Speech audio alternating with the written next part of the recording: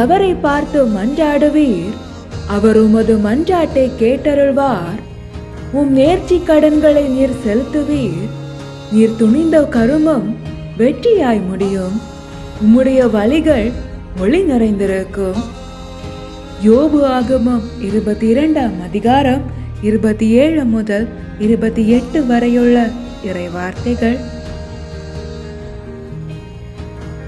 You will pray to him and he will hear you, and you will fulfill your vows to him.